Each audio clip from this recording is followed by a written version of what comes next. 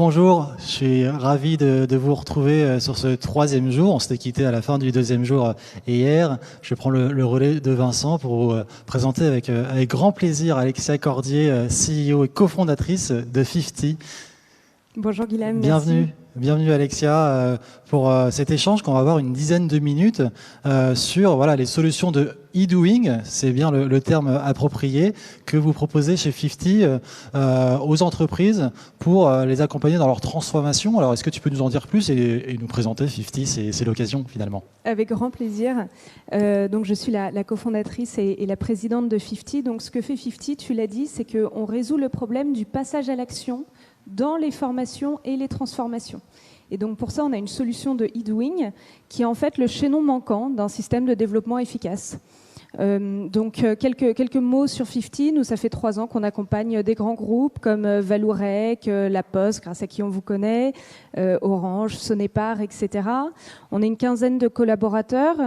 On a fait une première levée de fonds avec Olivier Sibony et Xavier Niel d'1 million d'euros. Et puis, on est heureux d'avoir été cette année classé numéro 1 des solutions digitales de formation dans le classement annuel d'Akoya. Donc voilà rapidement sur 50. Et ce que l'on fait, c'est que l'on combine les sciences comportementales avec les algorithmes apprenants, mais on va avoir le temps d'en parler. Oui, alors justement, on pourrait se poser la question du rôle de la recherche scientifique, et en particulier dans les sciences comportementales. Et comment vous positionnez-vous en quoi ça tient un rôle justement dans le développement de 50 finalement ? C'est même un rôle absolument central. C'est pour ça qu'on a notre équipe de recherche chez 50, qu'on a accrédité Crédit Impôt Recherche, et puis à nouveau qu'on a Olivier Sibony au board, qui est un ponte des sciences comportementales que tu connais peut-être. Donc pourquoi est-ce que c'est important, les sciences comportementales ? Parce que ce qu'elles ont révélé dans les 20 dernières années, c'est que ce n'est pas parce que l'on sait que l'on fait. Et ça, on s'en rend compte tous les jours, et notamment en ce moment avec les bonnes résolutions. C'est pas parce que je sais qu'il faut plus que je délègue pour être un bon manager, et c'est pas parce que je sais comment il faut le faire que je le fais. Et c'est la même chose aussi dans les bonnes résolutions personnelles. Et en fait, les sciences comportementales ont montré que c'était le cas pour tout le monde et que c'est totalement normal. Donc déjà, on peut tous arrêter de culpabiliser. On sait pourquoi. C'est bien pour un vendredi soir. C'est parce qu'il y a des biais cognitifs en fait. Ouais. Qui empêche de passer de l'intention qu'on a à l'action. Et donc, heureusement, il y a aussi des solutions pour ça, développées aussi par les sciences comportementales, avec notamment la méthode du nudge, du prix Nobel d'économie 2017. Et c'est cette méthode-là qu'on utilise chez 50. Tu peux nous rappeler ce que c'est, en quoi ça consiste, cette méthode justement du nudge ? Bien sûr. En fait, c'est tous les mécanismes, qu'ils soient physiques ou digitaux, les digitaux permettent d'atteindre plus de monde, qui vont aider à passer de la bonne intention, quand on sait ce qu'il faut faire, à l'action en s'appuyant sur les 90 types de biais cognitifs qu'on connaît. Rien que ça, 80. 90. 90, et 10 de plus. Alors très bien, alors, justement pour quel type d'application ? Alors on pense à l'application software, et sur quel type de support du coup hardware peut-on imaginer retrouver 50 ma question finalement c'est de savoir quelles applications, quels exemples d'applications vous avez fait concrètement. Alors, je vais commencer par la deuxième partie de la question parce que ça sera encore plus clair. Donc, si je prends un cas d'usage, par exemple, il y a une grande transformation en ce moment dans votre entreprise pour qu'il y ait des postures plus agiles, plus flexibles, plus simples, plus focus sur les objectifs. Covid oblige, crise oblige. Et donc, en fait, en temps normal, il y aurait eu une belle campagne de com et puis des gros parcours de formation avec, par exemple, du e-learning. Et en fait, ce dont on se rend compte malheureusement depuis maintenant 25 ans que le e-learning existe, c'est que bon, une fois que vous avez appris à tout le monde ce qu'il faudrait faire et comment il faudrait le faire, so what ? Il ne se passe pas grand-chose. Donc maintenant, ce que nos clients font, c'est que bien sûr, on garde une petite partie de communication, d'autopositionnement, de e-learning, de savoir, etc. Mais à un moment, on met une solution qui va agir spécifiquement sur les leviers du faire.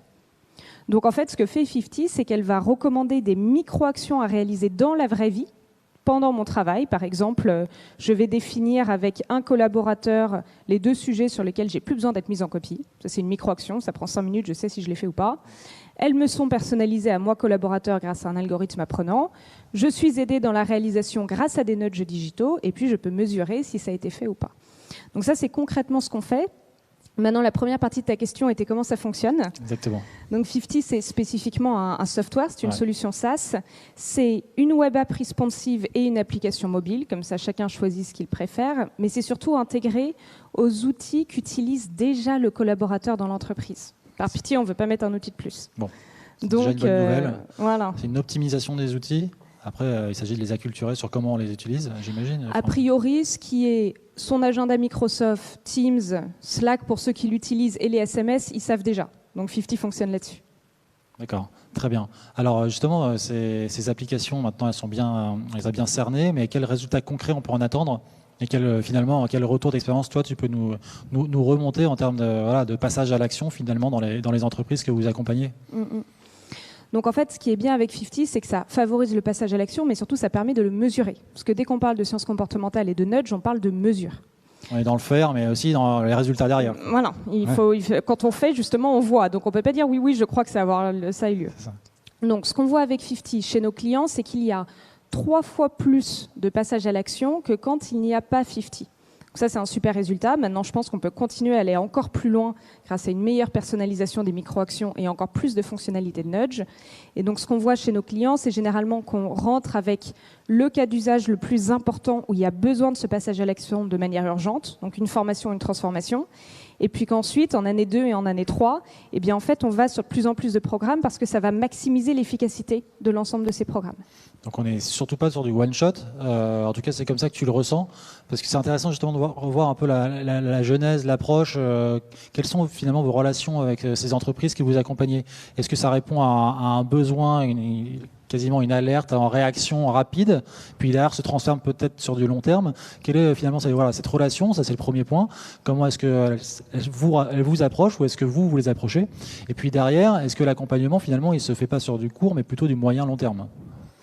Donc, en effet, sur la première partie de ta question, nous, on répond à 2 pains, comme on dit, à 2 douleurs. Des irritants, voilà, chacun ses termes. Mais en tout cas, qui sont très présents, qui sont, 1, le ROI des programmes, et 2, le désengagement des collaborateurs. Côté ROI, quand on met autant d'argent dans une formation ou une transformation, je comprends parfaitement que nos clients ne se sentent pas à l'aise de se dire, en fait, on sait que de retour à leur bureau, ils n'ont pas réussi à faire parce que c'est compliqué. Donc ça, tout le monde le sait, c'est comme quand on parle des bonnes résolutions, et donc on les aide là-dessus. La deuxième partie, c'est le désengagement des collaborateurs. En fait, les pauvres collaborateurs, ça fait des années et des années qu'on leur dit « il n'y a qu'à Faucon ». Voilà. Et on dit « je ne comprends pas pourquoi ils ne font pas, ils ont vu 3 heures de vidéos sur comment bien télétravailler ». Et donc forcément, quand vous aidez les collaborateurs à faire, eh bien du coup, l'engagement revient. Je ne dis pas que 50 ou le e-doing est une méthode absolument magique, mais je dis qu'en tout cas, ça aide à se dire « ah mais en fait, je suis capable de faire un petit pas, je vais peut-être essayer le prochain, etc. » La deuxième partie de ta question, c'était... Alors, simplement, juste pour rester sur la première partie, c'est finalement le passage du e-learning au e-doing, et c'est ça finalement le gap que vous faites passer aux entreprises?